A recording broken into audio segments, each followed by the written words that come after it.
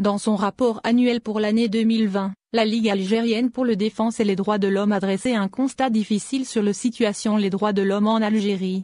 Dénonçant une violation continue des droits des citoyens et un recours abusif à la détention préventive, la LED a souligné que le pouvoir a profité de la crise, les mesures de confinement et les restrictions en raison de la pandémie de Covid-19 pour procéder à les arrestations ciblées, les activistes pensant ainsi briser le Irak.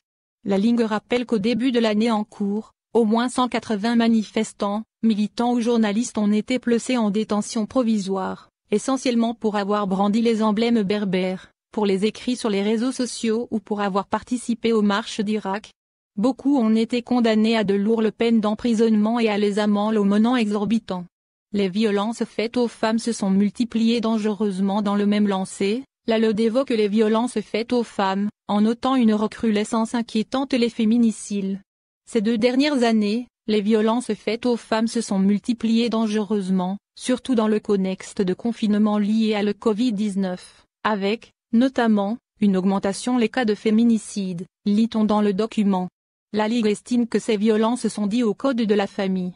Et tant que ce dernier continuera de régir le fonctionnement de la famille en consacrant la discrimination, l'inégalité entre l'homme et la femme, la suprématie et la domination masculine, les femmes continueront de subir la violence sous toutes ses formes, ajoute la LED. L'avis de la LED sur la résolution du Parlement européen. L'organisation a également commenté la récente résolution du Parlement européen sur la situation des droits de l'homme en Algérie.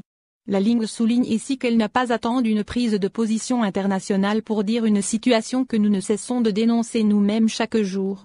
Après un Irak pacifique et exemplaire de plus de 20 mois, qui a mis les droits humains au centre de combat pour la dignité et la liberté, la situation a régressé.